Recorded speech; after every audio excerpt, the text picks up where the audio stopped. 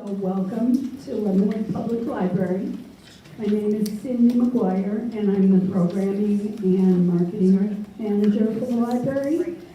We have participated in the One Book, Many Neighbors program since 2019, and every year it gets better, bigger and better. So for those of you who aren't signed up for that, please see me or Morgan, my assistant, or Jackie, our assistant director, after the program, and we can explain it to you. Before I introduce our speaker, if you could please turn your cell phones on silent. And our restrooms are back in the corner where the two people are kind of standing by the restrooms. And then, again, if you want to sign up for the One Book, Many Neighbors program and haven't done so, see us after the program. Martin G. Clements is an associate professor at the U.S. Army Command and General Staff College. He is the author of The Control War, The Struggle for South Vietnam, 1968 to 1975, which was printed by University of Oklahoma Press in 2018. And he is a contributing author in An American Lake, the United States War and the Environment in the Recent Pacific World, from the University Press of Kansas in 2025. Beyond the Quagmire, New Interpretations of the Vietnam War, and Drawdowns, The American Way of Post-War, published by New York University Press in 2016. He has articles published in Parameters, Army History, and Small Wars and Insurgencies. So now I present to you Dr. Martin Clements.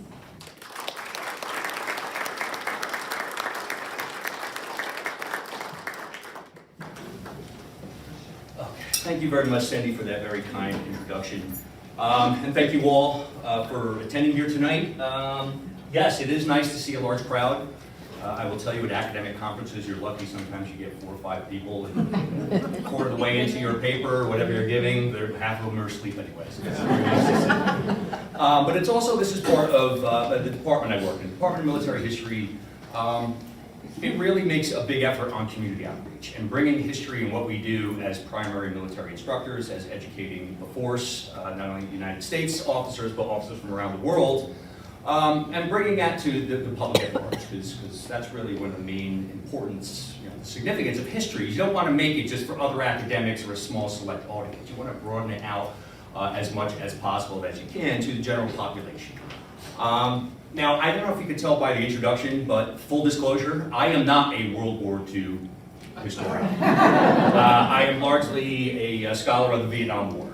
That's what I got my dissertation, first book. Most of my publications and research over the last 17 or so years have been are related to the Vietnam War. That being said, however, on the path to getting a PhD, I did a master's program in a small university in New Jersey called Monmouth University, and my master's thesis there was actually on this topic, the preservation of cultural property by the U.S. Army, the Monuments Men, as they came to be known, in the Eastern Theater of Operations, and that's the one I'm mostly going to focus on today. So hopefully, although it's been a very long time, it's almost 20 years ago, I'll be able to give it some due diligence, and had I known that this particular topic, which was obscure at the time, and that's the thing with historians, right? You're always looking for things that are underwritten about or kind of obscure or strange stories, and this is one of those stories. It's a very unique chapter, unknown for a long time in the Second World War history. But since this has come out, or since I did that dissertation that thesis in 2007, I finished it. There's been a major motion picture and several kind of New York Times best-selling books related to that. So had I known, I might have stuck with it and maybe made a little extra cash. We can't change history as it is. Okay, so what I'm going to do, I'm going to start with a quote for you here. And this comes from the thesis, and I found it. I forget the source, right? But Ernest T. DeWald, he wrote in the 1930s, I believe, that throughout history, man has had to face the eventual destruction of himself and of the material evidence of his culture, either as the result of time or from the effects of war. Time has, in most cases, been the more lenient of the two. Now, aside from death, destruction has been a defining characteristic of war since antiquity. From the annihilation of the Second Temple by Roman legionnaires during the siege of Jerusalem, to the sack of Constantinople by the Venetians as a finale to the Fourth Crusade, to the ruin of the Louvre Library during the German invasion of Belgium during World War I, there we go, to the intentional and deliberate demolition of the Temple of Balshaman by the Islamic State in 2015. The destruction of cultural property is a pervasive and insidious byproduct of mankind's propensity to war. Sometimes it is incidental. As we know, war is an increasingly very destructive, very widespread, it's a very common activity for human beings for a very long time as well too. Sadly, I don't know if that'll ever go away. I tend to be a realist and have a more pessimistic view of human nature given a long span of history, and you see how many wars have occurred throughout human history. I hope we can get there, but we'll see. But nonetheless, oftentimes, more often than not, damage to cultural property is in fact incidental, but at times it is in fact deliberate and intentional. A psychological operation, if you will, to degrade, humiliate, and diminish one's enemies. So it does happen on purpose. In the case of the Islamic State, it was one of those instances. Now also, the way to kind of capture and kind of put up guidelines or parameters on my talk today, there's three kind of key themes that I'm going to hit on here. One of them, the first one, is going to be the relationship between science, technology, and war. The second one will be the political dimension of war, and the third one will be just war theory and the laws of war. And all of these are going to tie into efforts by the United States and other European powers in the Second World War to, in fact, protect and preserve cultural property during that particular conflict. Okay, now the first one, science and technology.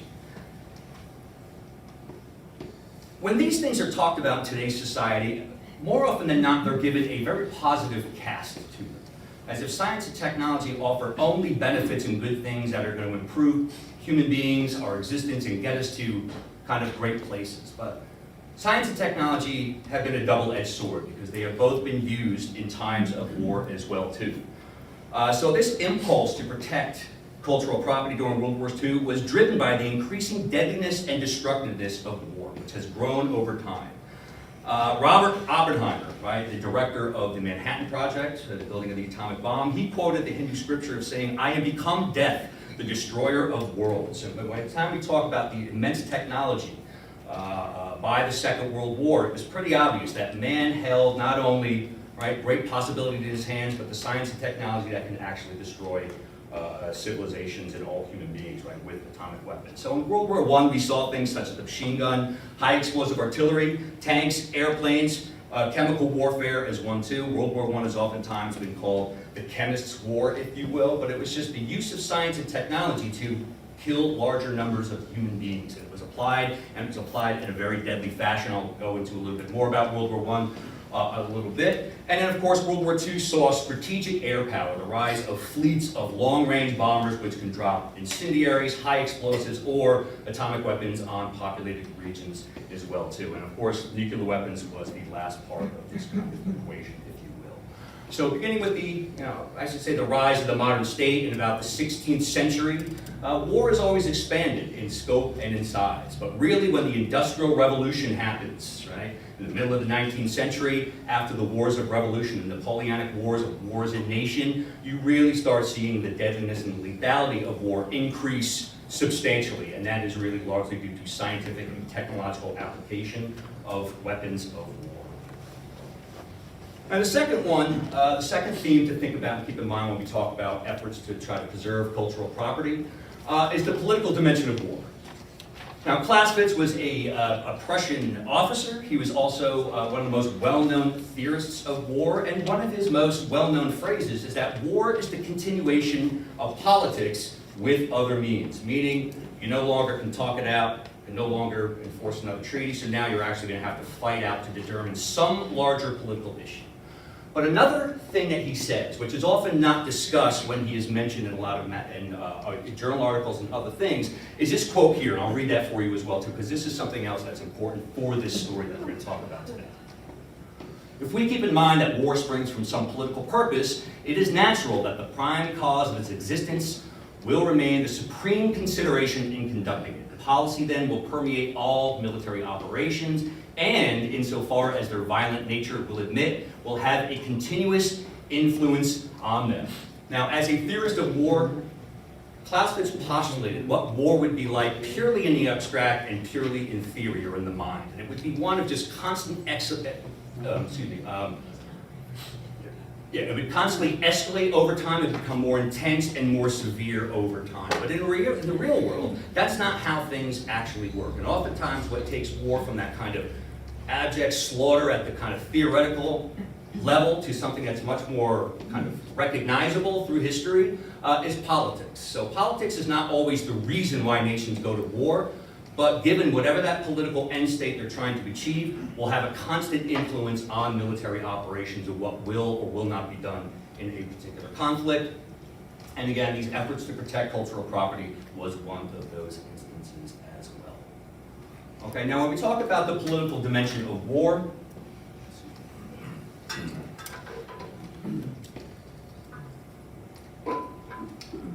World War II, there were a number of key kind of conferences, if you will, between the Allied powers, right? And by 1941, by December of 1941, there were largely three Allied powers: the United States, Great Britain, and the Soviet Union. Yes, China was involved in that as well too, but when we're talking really about Europe, those were the big three. But nonetheless, all these particular conferences that they occurred on a regular basis throughout the war. On one hand, they were intended to determine how are we going to win this thing? How are we going to beat the Axis powers? Right? What kind of strategy are we going to put in place? How are we going to allocate our resources? How are we going to work together as coalition partners, right, to try to defeat, right, the Axis powers, meaning Italy, Nazi Germany, and Imperial Japan as well too.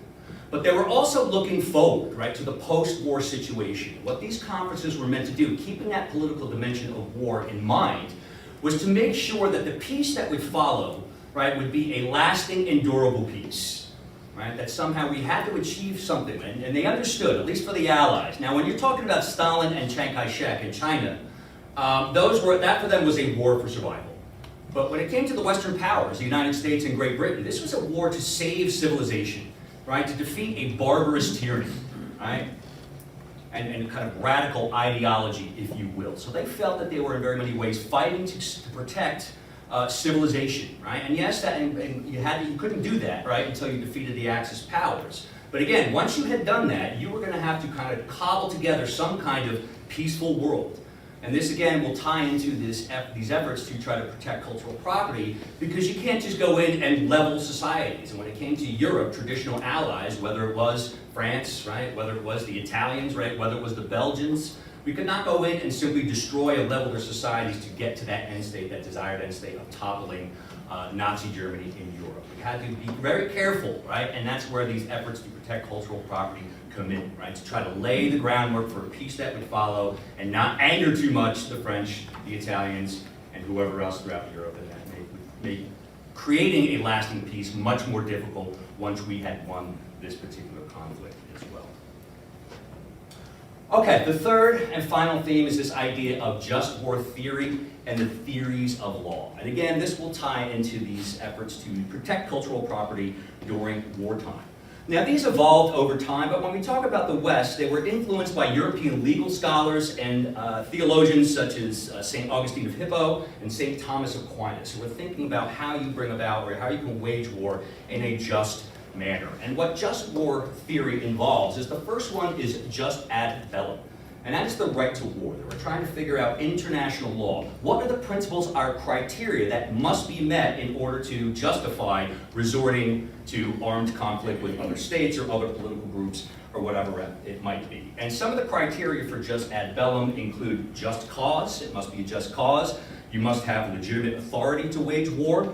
You must have the right intention, There is a proposition I'll go into again, proportionality, what you're trying to achieve, the ends, the means you apply to achieve those ends that you're looking to get, that political end, must be somewhat proportional as well too. War should be a last resort, not the first resort, and then of course the probability of success as well too. Don't waste a lot of blood and treasure for something that you simply cannot achieve over time.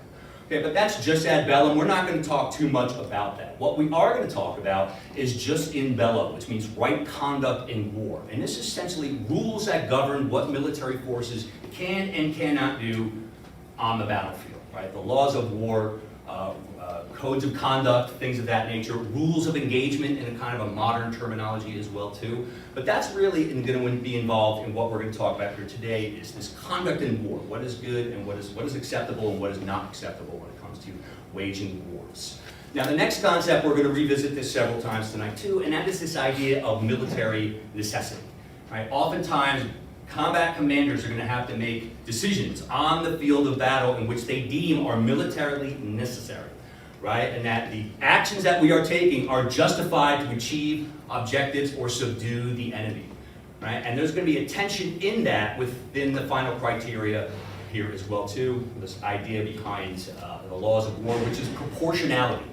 And that limits what belligerents can do, right? The type of attacks they can do. And they expect that the harm that is caused to civilians and their property must be proportional to what you're trying to achieve. So we're going to find out when we talk about these efforts in the United States Army in Europe trying to protect cultural property. There was always tensions between commanders deeming or claiming that they had military necessity. There were certain actions they had to take, even if it entailed destroying cultural property. And then, of course, this idea of proportionality where people saying, you know, where critics were saying, well, this is overkill, right? This is too much. We are undermining our objectives here by applying too much force in particular situations. Okay, now, and again, in a modern sense, where this gets its start is Hugo Grotius. He was a Dutch humanist, a diplomat, lawyer, and a theologian as well, too. Now, he witnessed two of the most destructive conflicts of his time.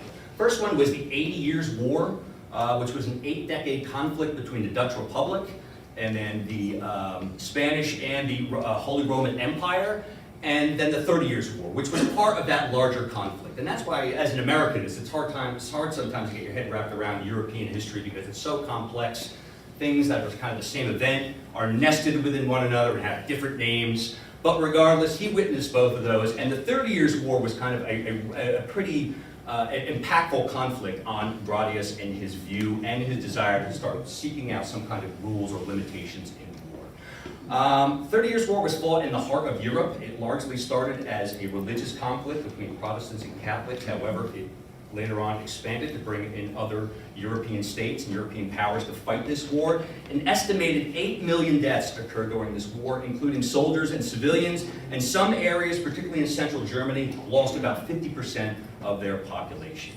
Right? It was known for its brutality and widespread atrocities, as you can see in the pictures of here. So this was, up to that point, one of the most savage, disconcerting conflicts ever to take place in Europe. And it was so severe that it prompted Grotius to write in the middle of this conflict on the law of war and peace, in which he introduces a concept known as temperamenta belli, which means moderation in the conduct of war. And this impulse, again, was rooted in the widespread atrocities that were going on in the 30 Years' War as well. The end of that treaty, the Peace of Westphalia, is something that established what we today would identify as international relations, right? The idea that individual nation states have sovereignty, right? And they must respect each other's sovereignty, not violate that sovereignty, and that's what's going to further push along the rules of war, if you will.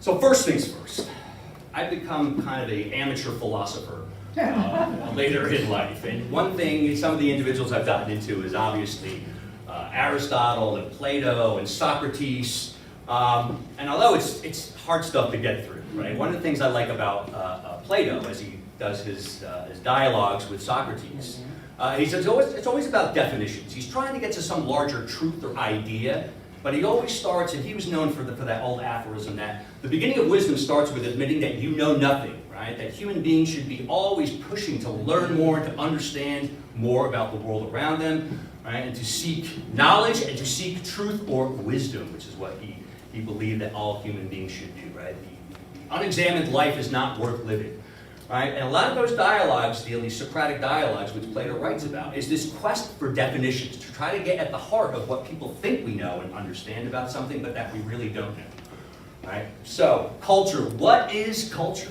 Right? And there's no single definition for this, but in light of our conversation here, the United Nations Education, Scientific, and Cultural Organization, known as UNESCO, which was a product of World War II, and I'll go into a little bit more detail on that in a bit, they defined it as the distinct spiritual, material, intellectual, and emotional features characterizing a society.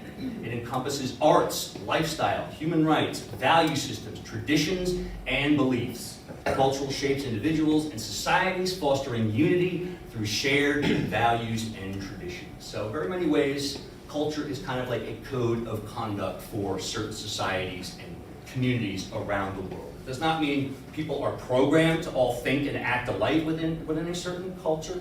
However, there are strong trends in the main, right, or on the whole, right, that kind of define cultures and oftentimes how they view the world, what their values are, and how they view their relationship with the world and others as well too within that. Okay, cultural property, what is it? Again, what exactly am I talking about here when we talk about cultural property? And I might as well go to the source, although it's not really the source, but my employer, the United States Army. As you can see, they're still thinking about defending cultural property in April of 2020. Great. But in this civil affairs manual they put out here, this is how they define cultural property. Movable or immovable property of great importance to the cultural heritage of every people.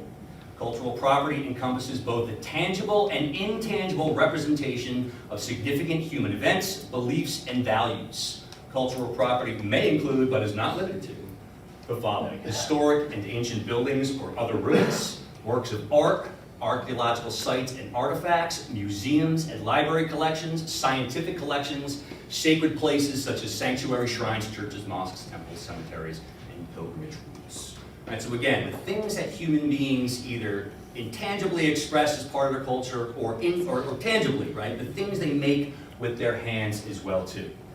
And the thing about cultural property is that it's meant to transcend a mere aesthetic, right? Things are not just meant to be pleasing to the eye or pretty, right? They speak to something else, right? They speak to the sublime. They're meant to move, right? To invoke awe and wonder among human beings. And think of that, right? Think of any of the cathedrals of Europe, or some of the other monuments and things, or the Last Supper painting, right? The Sistine Chapel, right? These are not just supposed to be like nice things to look at, right? Again, they're supposed to inspire awe and wonder, right? In the human spirit, if you will, the sublime. They're also meant to be transcendent. They're supposed to take human beings up to a higher moral and ethical plane, right? To think about ultimate issues, if you will, right? Where we are in the universe. What's our relationship with the material world or the spiritual world or whatever it might be. But cultural property is a reflection of our human spirit, right? Our intelligibility, our creativity, our aspiration, and imagination. These are all things that human beings create, right? Based upon their cultural values. Right? They're symbolic representations of fundamental concepts such as beauty, justice, virtue, sanctity, or progress. These are things that human beings, these kind of large, chunky, philosophical type concepts, they try to capture in building the things that we build as part of our culture. Okay, now taking a page from Gradius, right, when we talk about here in the United States at least, the codification of laws of war, if you will. Getting started with something known as the Lieber Code. Right now, Francis Lieber was a professor at Columbia College in New York City, and he was a well-known scholar on international law.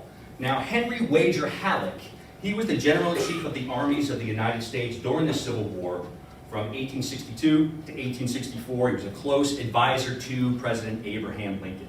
Now, he asked Lieber to write a treatise on the status of guerrillas, right, in the Midwest, because guerrilla warfare was an aspect of the American Civil War. And as we know, guerrillas are not combatants. They don't fight. They're not uniformed as regular conventional forces.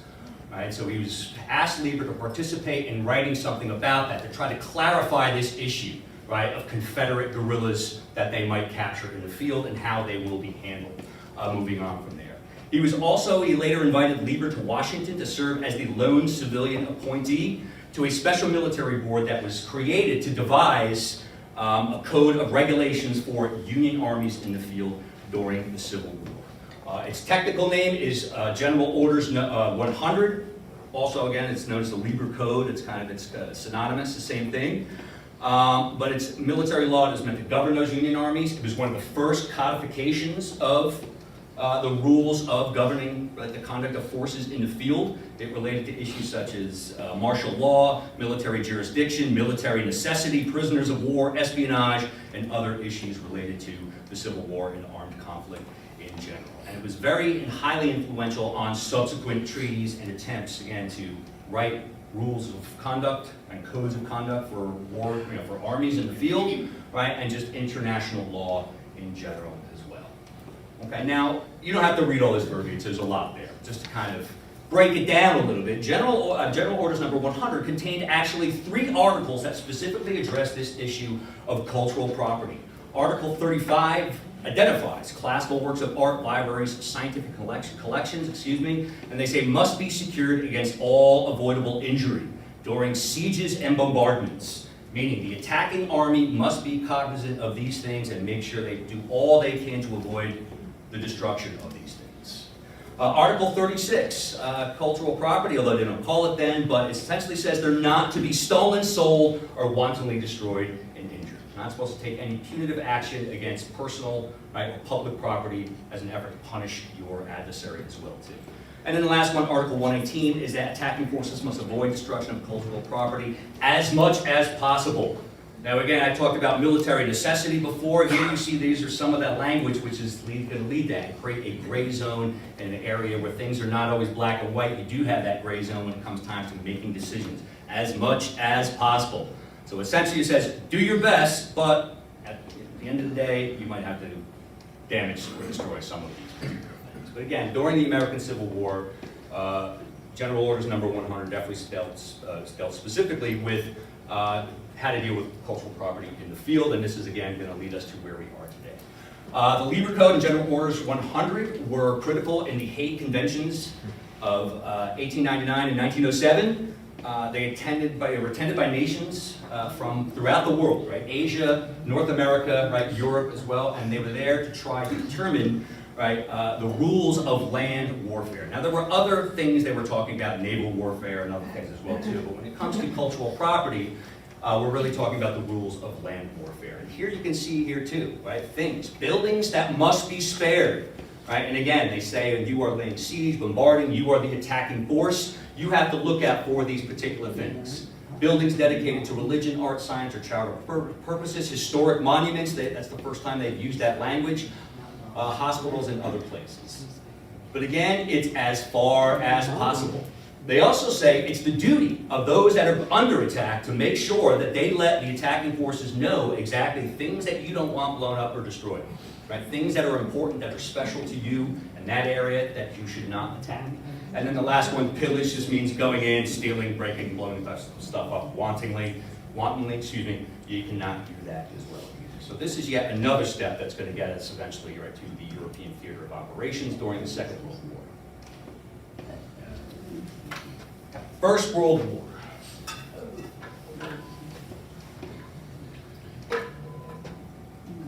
After the 30 Years' War and some of the wars of the French Revolution and Napoleon, the First World War was unprecedented in its size, its scope, its intensity. It's fought between 4 years, between 1914 and 1918, excuse me. And yes, although it was a global conflict,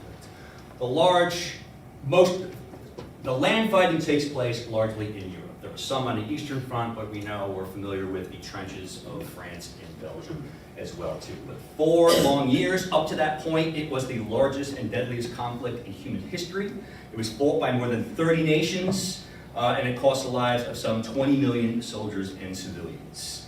Unprecedented again in size, scope, ferocity, number of deaths and destruction, most notably in France and Belgium. Right? Obviously, the destruction to cultural property was widespread.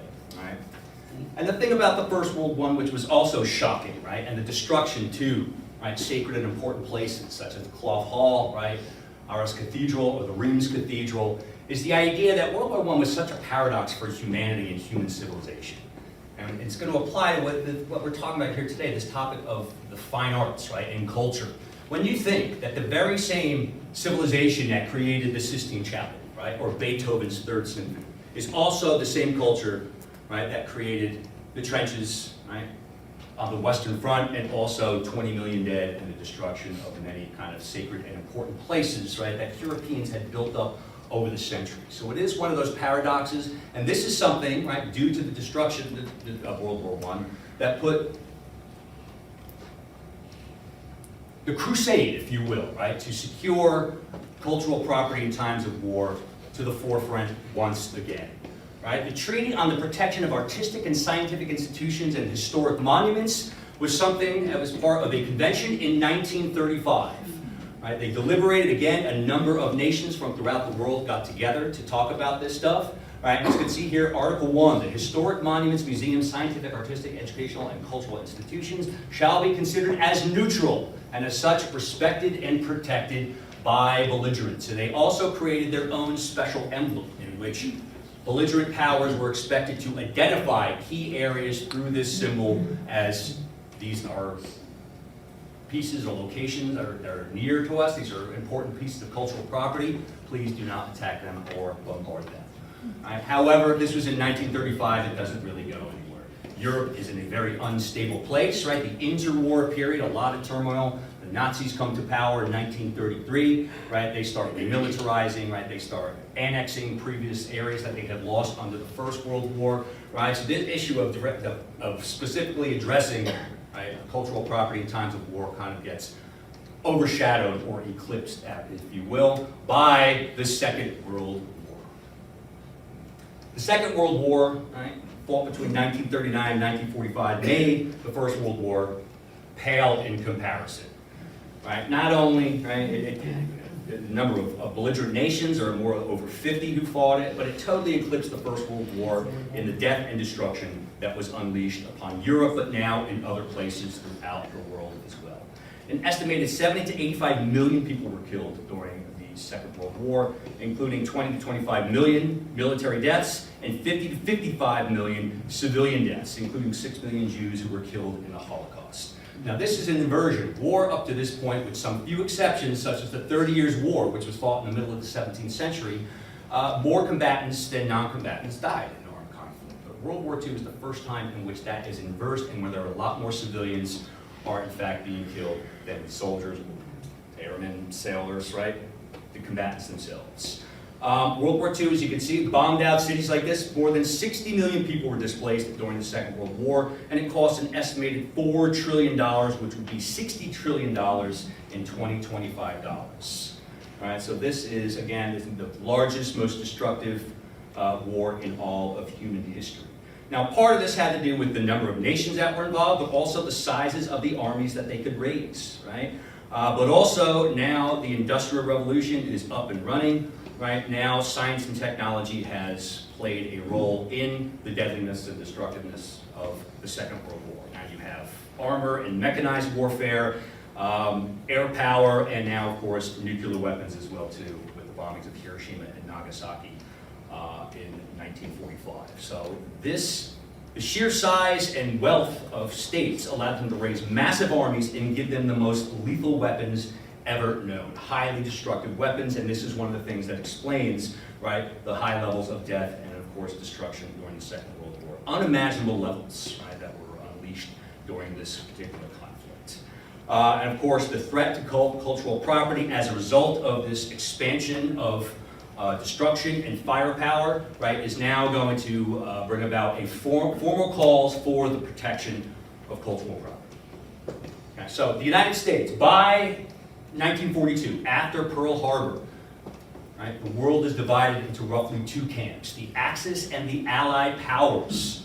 Now, the Axis powers were already in control of Europe, right, beginning in 1939 with Hitler's invasion of Poland, right, later on annexations of certain areas, 1940, France is defeated in roughly 6 weeks. It creates a collaborationist government, right? Vichy France, which will join the Axis powers, and of course Benito Mussolini and the fascist government in Italy as well too. But for 1940, by 1942, right, the Axis powers were in control of Europe, and not only that, they were now on the offensive going against our ally in the region, right, our America's other ally, except for Great Britain, the Soviet Union as well.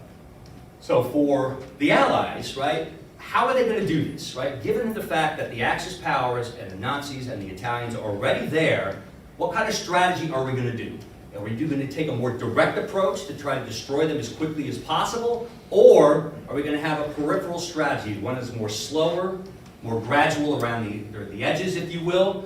Because remember, it takes time to generate all the munitions and raise and train and equip all the troops that you will need to fight, right, this type of conflict with millions and millions and millions of soldiers, right, under arms, right? So we couldn't flip the switch. There is debate between the Americans who wanted a more direct strategy, a direct approach right at the heart of occupied Europe, but then there was the British as well too, who wanted, and Churchill, who wanted a more peripheral approach around alternate theaters of operations, if you will. Not directly across the English Channel, that won't come until 1944, D-Day. So they settled for the indirect approach, and this is why in November of 1942, the Allies invaded North Africa first. Churchill referred to this as the soft underbelly of the Axis, if you will. And then later on, the invasion of Sicily, and then the Italian mainland as well, too. Because that's also going to play a role in this particular conflict. So by 1942, people here in the United States are concerned with the fate of cultural property. Even though we're taking the indirect route, right, they're concerned with all these things, the churches, the monuments throughout Europe, Italy, right, France. Right, so they're starting to talk about these things.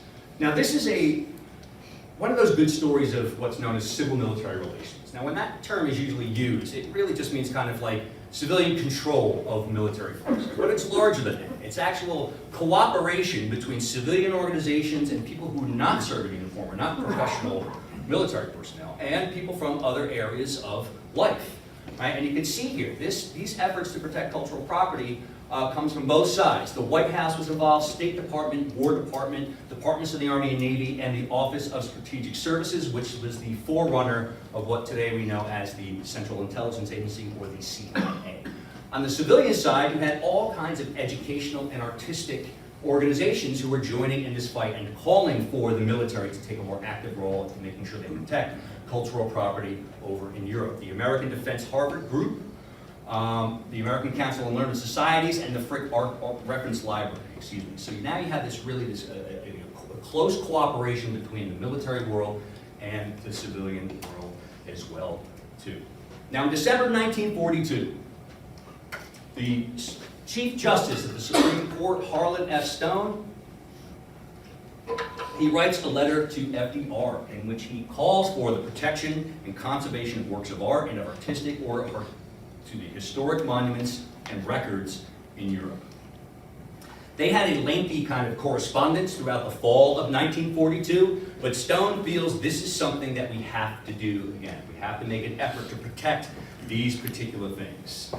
He also appeals to FDR to salvage and return any movable art which had been stolen or looted by the Nazis, some for their own personal use, including Hermann Goering, right? That was his thing for his own kind of private collection. But Hitler, as you know, his plans were to create a 1,000-year Reich in the heart of Europe, build a massive museum of this Reich, and they were going to stock it, obviously, with the art and the artistic property of those conquered peoples themselves.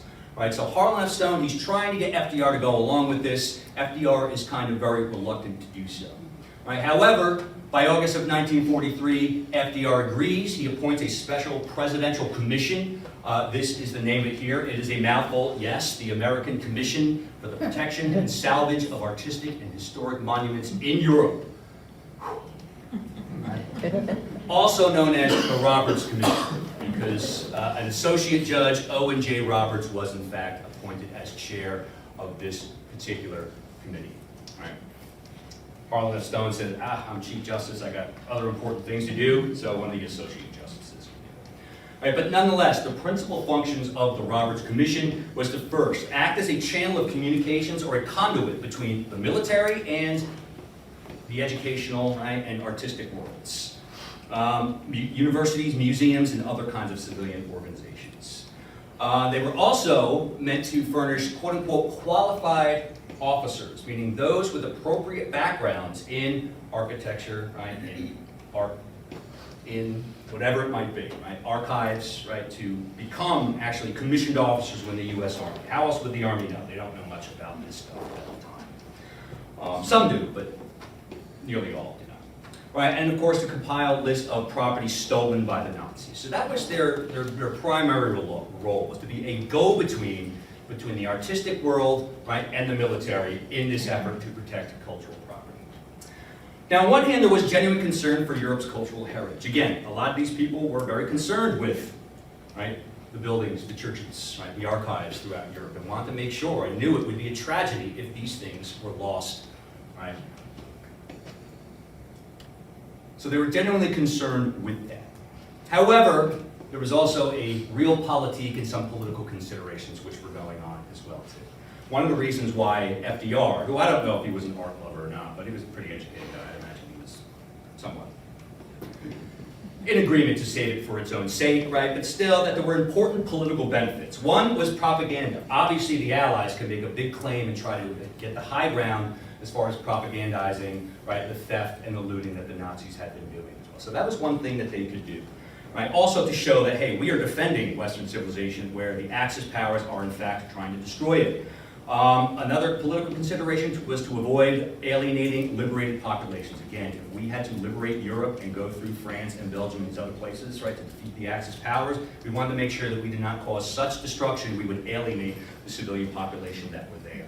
Right? And again, that was supposed to lay the foundation for a lasting and durable peace, to make sure that there was some degree of goodwill, right, among the European population, where if we just go in hard and heavy and wreck just about everything, that might complicate our efforts to build that kind of post-war peace after Italy and Germany are in fact defeated. It was also meant to heal the trauma of war, to make sure that these things are preserved for these individual societies, these communities, diminish any anger or hatred that might be caused by a long, remorseless, attritional war, and of course, promote reconciliation and forgiveness between the belligerents and those countries that were involved in the fighting as well, too.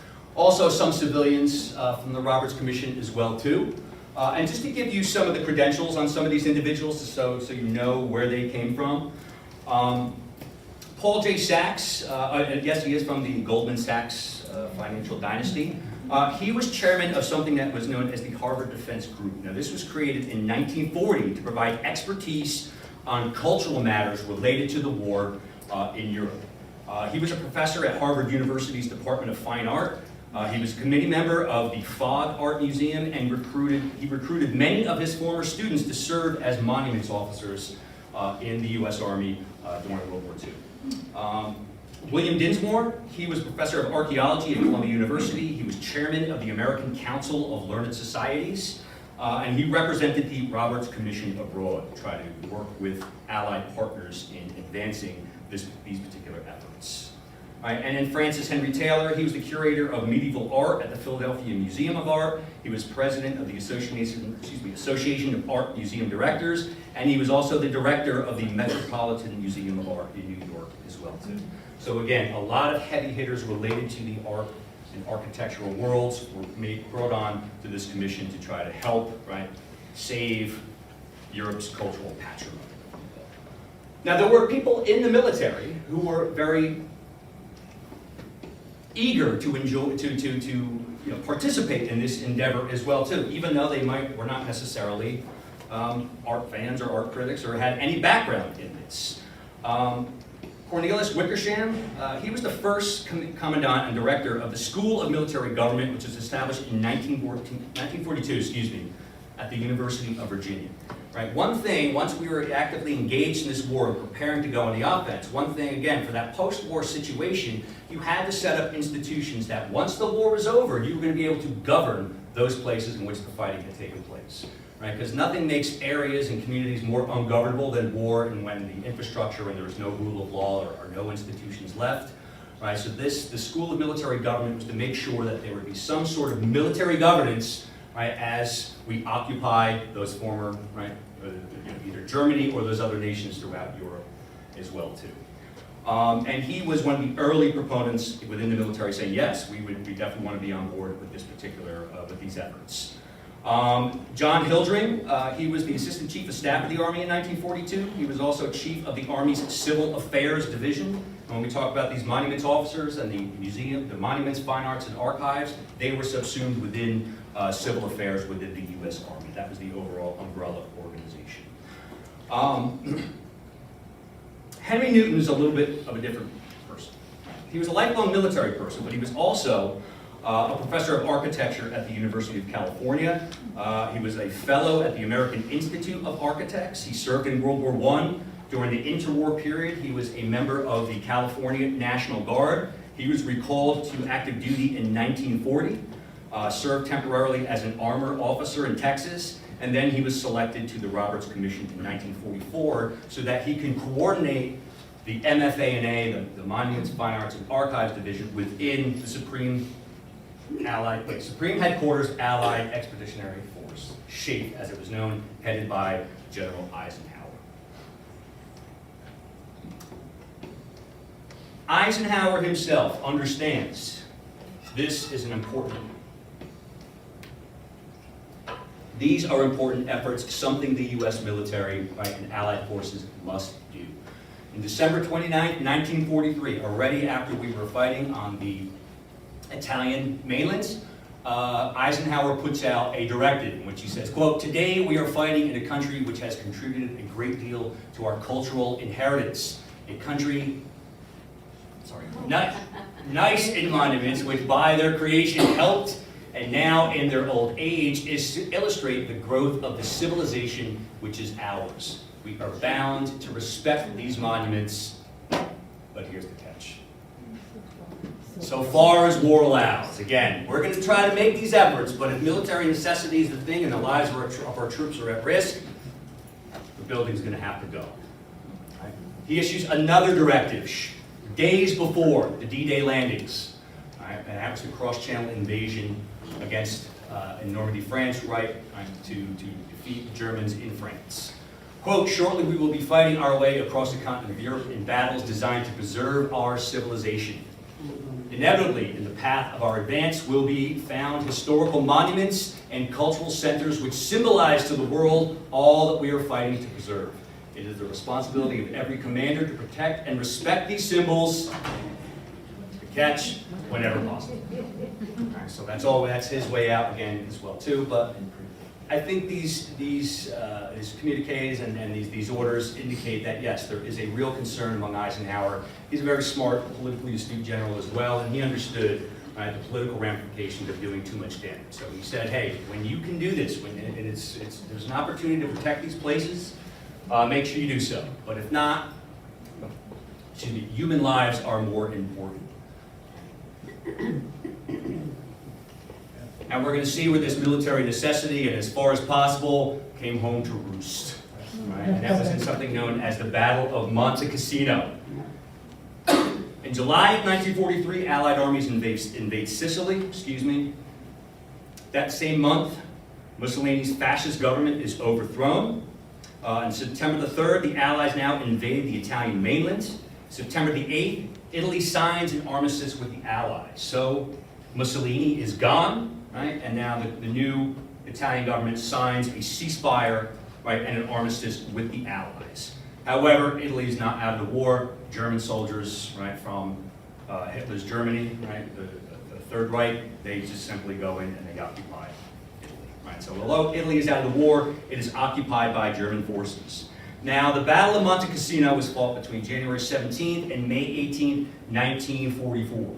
And as you can see, there were a series, right, of defensive lines that the Germans had set up to prevent the Allies from pushing northward and then eventually capturing Rome. One of those lines was the Siegfried Line, right? And again, these were a series of 4 Allied assaults. I'm sorry, not the Siegfried Line, the Gustav Line. The Siegfried Line was in Germany. But there were 4 assaults that were meant to take the Gustav Line. The goal was to capture, right, Cassino, which was a critical kind of high regional area, kind of a high ground in this region, Italy, very mountainous, because this was going to be a pathway for them to then launch invasions up against Rome. However, sitting on top of Mount Cassino itself was an 11th century Benedictine monastery that was actually founded by Saint Benedictine in around 529 AD in the waning days of the Roman Empire. And Allied forces believe that this this abbey was being used by German military forces. So after much debate and after, again, 4 failed offensives to finally take Cassino, Allied forces, I thought it was the American General Mark Clark, but I was recently told no, it was, I forget, it'll come to me, I believe it was an Indian general who actually called the airstrikes. But nonetheless, on 15 February, a sortie of B-17 heavy bombers obliterated the abbey at Monte Cassino, essentially reduce it to a pile of rubble. Again, it's always been controversial. This was highly controversial at the time. And what had happened is that even if they felt the Germans were using it for military purposes before they bombed it, after they bombed it, they were able to infiltrate that and put up a pretty good defense with all that rubble and all those rocks and things to hide behind and shoot at Allied forces. Right? But nonetheless, something that had stood right since the 11th century was destroyed almost overnight, and this is something that really causes a lot of controversy and now greater efforts or a greater cry that we have to somehow protect the cultural property. You can't have this type of stuff going on. Okay, now I'll actually talk about these individuals themselves. Right, created as part of the Civil Affairs Division, right, the Monuments, Fine Arts, and Archives section known as MFA&A. Right, essentially what this was, had a number of key functions. It was organized in 1943, and what their functions were was to protect historic monuments and works of art from avoidable loss or damage by Allied armies. They were also meant to take measures to prevent further deterioration of damaged sites and to safeguard works of art in areas that they had actually occupied. And then the last one was to collect evidence of Nazi appropriation. And that's, again, same thing. The Nazis had stolen thousands and thousands of pieces of art, many of them priceless, right? Either for museum or their own private use as well, too. Now, the MFA&A consisted of qualified officers, with those appropriate backgrounds to deal with such kind of work.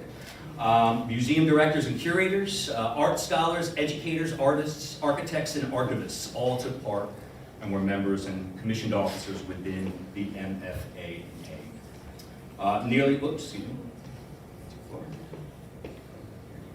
Nearly 350 officers served, including 27 women from 13 nations, all served in the MFA&A. They were assigned to staff headquarters and charged with advising commanders on protecting or salvaging cultural property. Now, despite their noble calling, right, or the job that they had to do, there was a lot of friction with these officers and the regular combatant commands in both Italy and later on in France and Belgium and other places as well, too. Among the regular military, the MFA&A had low priority. Right? There's only so many resources to go around. We still had a deadly enemy we have to fight. Preserving and protecting monuments, not really high on our list of things to do. They also had an ambiguous staff status. It was never adequately, detailed where they sat within the general staff. As a result, they had no command authority. They were just there as advisors. They couldn't order anybody to do anything. They were disparaged by a lot of traditional military personnel who called them pejoratively Venus fixers, right? Again, a kind of traditional military mindset was very dismissive of these guys running around trying to tell you, don't blow this up, don't blow that up. Right? There was a lack of planning and coordination between the MFA&A and the other branches of the Army, those that were continuing to fight, or even once the fighting was over in the military government occupation. A lack of awareness among Allied officers for what these people were doing over there, and a lack of resources, manpower, transportation, supplies, equipment within a massive, giant area to service, right? So they just simply didn't have the resources to complete this job the way they wanted to do it. Oftentimes they did find troops billeted, even though off limits, no Allied soldiers can use these places. Oftentimes they did, and then of course, military necessity reared its ugly head at times, in which, yes, it was deemed that the lives of soldiers and battlefield objectives were more important than these particular efforts. So it wasn't always a nice, rosy relationship, despite both sides being committed to these particular efforts. Some of the monuments officers, and again, I won't go into a great, a large amount of detail because, we're running out of time here. Right, but all of these individuals were themselves, had no military experience prior to the war, and came from a number of different backgrounds, right? They were professors of classics at Harvard University. James Rorimer was one of the premier museum directors of the 20th century, including the Metropolitan Museum of Art. Edith Stanton, right? She was one of the world's foremost authorities on European tapestries. And then George Stout, he was a legendary art conservator and a pioneer in protecting and conserving works of art as well too. So this is what some of these people, their backgrounds as well too. They were commissioned in the military, right, to do this particular job, but their backgrounds came from all different worlds: educational, architectural, artistic. Right? There were also 2 monuments officers who were killed in action, one American and one Brit as well too. Following World War II, right, the efforts continued. Part of the destruction unleashed by World War II and the efforts of the MFA&A and the U.S. Army Civil Affairs Division leads to the Hague Convention for the Protection of Cultural Property in the event of armed conflict in 1954. Yet another Hague Convention. It's like the Peace of Paris, right? There's like a dozen of them. Which one are we talking about, right? But essentially this comes out and it recognizes that cultural property is important to the people of the world, and hence belligerents must make a concerted effort to protect them and to preserve them in times of war. They also, right, like the Rorimer Pact, in 1935, created a special emblem for the protection of cultural property, which is in effect today as well too. Right? This is a symbol that is used in war zones and conflicts throughout the world to identify cultural property. UNESCO was also created out of this as well too, and again, there's a lot of verbiage there, you don't have to read it, but UNESCO's job, right, as the United Nations Educational, Scientific, and Cultural Organization, is to identify and register cultural property in various different societies around the world, take preventive measures and emergency action to protect these things, among the military, to raise awareness among military personnel and military policymakers, and charge them with supervision, right, during combat operations to try to protect these things, right, and really take action to mitigate any damage or destruction to cultural property in times of war. So UNESCO are currently doing that today. They are the descendants of the MFA&A and their particular efforts. Now the legacy. Did this work? Did this pay off? Was this a worthy endeavor? And what were the results of all of this? Now, measuring the success, right, of the MFA&A in protecting things that couldn't be moved, monuments, churches, libraries, archives, those types of things, it's hard to determine. However, the number of these things that still exist, right, that are still standing today, including very many priceless works of art, including Michelangelo's Last Supper and other things, are a testament, right, to a lot of the maps and atlases that they produced, that the Roberts Commission and the MFA&A produced to give to combatant commands, including air officers as well too, conducting bombing runs and bombing operations as well. Right? And many people feel that, hey, it's hard to determine, just given the widespread destruction and destitution of most of Europe, and particularly when you talk about Germany, right, by 1945, it's hard to tell, but the fact that so much was in fact saved is a testament that more than likely that those atlases and those maps that they put out were in fact effective in limiting the destruction to some of those things as a result of bombing and artillery fire as well too. The legacy of recovering portable artistic works, however, is much, much better. Tens of thousands of the world's greatest masterpieces, including priceless paintings by Da Vinci, right, and Rembrandt, and sculptures by Michelangelo and Donatello, were either hidden for protection or outright stolen by the Nazis. The Allies discovered more than 1,000 repositories in southern Germany alone, containing millions of works of art and other cultural treasures, including church bells, stained glass, religious items, manuscripts, books, jewelry, precious metals, and many, many other things. It took them 6 years to catalog and photograph, archive, and eventually return all of this stolen artwork as well too. Wow.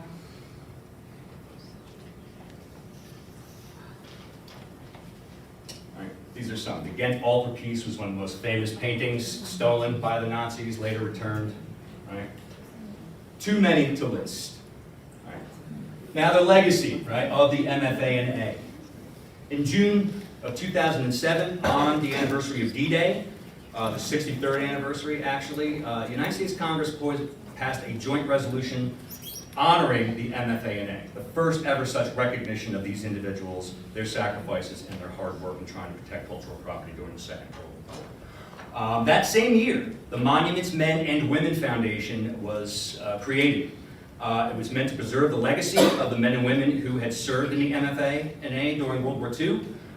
In 2018, the foundation's collection was housed now in the National World War II Museum in New Orleans. That's where it still resides. And it includes 230 artifacts, over 7,000 archival documents, and nearly 115,000 digital assets, including letters, diaries, interviews, and 345 individual biographies of monuments, men and women. All right, and then there was a film that came out in 2014. Has anybody seen this film? How many of you liked the film? I won't say. But nonetheless, right? So again, these are unlikely heroes. They're not usually the names and the people that we identify, right, with the Allied victory and the great deeds, right, vanquishing great evils in World War II were all about. It was relatively obscure, but thanks to Robert Edsel, right, again, he's a best-selling author who's written numerous books related to this, and of course a movie, whether you think it's good, bad, or indifferent, right, also bringing this very, I think, important but overlooked story to life. We're not quite done yet. Right? The United States Army is still in on cultural protection. In 2019, officials from the Smithsonian Cultural Rescue Initiative and the U.S. Army Civil Affairs Division got together to try to reinvigorate efforts to protect cultural property in times of war. This loss, however, intentional or not, continues to be a salient feature of the war in the 21st century. Think of the wars ongoing still in Ukraine or in the Middle East. Right? This is still the thing that is an issue, right? Something that needs, demands attention by the belligerent powers to protect, right, again, the cultural heritage of the world and important monuments and works of art and archives. It's something that must continue because, again, my cynical view of human nature is that wars are going to continue in the future as well, too. So we have to make these efforts, and it is important. It is vital and necessary that we, in fact, do so. And with that, I am done, and I appreciate your time. I'm sorry I went a little bit over. So if you have any questions.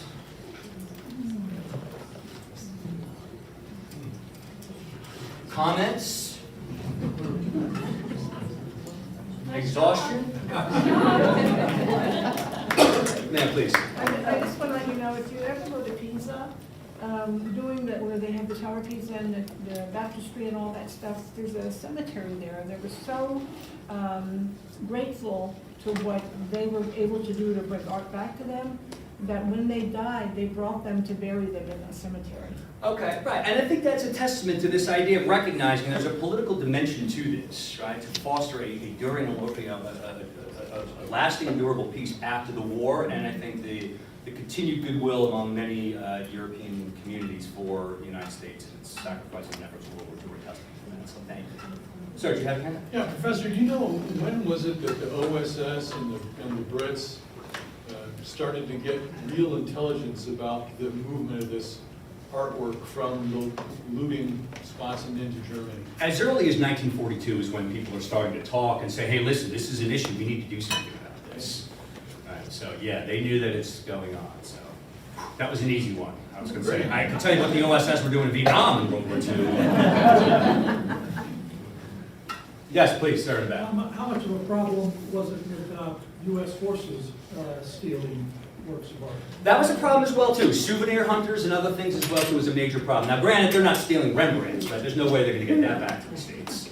Right, but the Germans had their own repositories and things. They were hiding them in mines and other things as well too. But yeah, no, it was a real issue. It's just kind of pocketing small valuables and stuff. That's just another aspect of war, kind of small scale looting. So yeah, that was an issue and that was a problem. Sorry, please. You talked about the ETO, but what about the, the whole Far East? There was an MFA&A for the Far East, but I don't know anything about it, except that there was one. And that was a part of my original master's thesis too, and that's how I ended that too. Yes, there was also an MFA&A for the Far East, but it wasn't as large, it wasn't as pervasive, and it's not as well known, and I don't know what the status of the records and other things pertaining But to it's that. an even older culture. Yes, absolutely.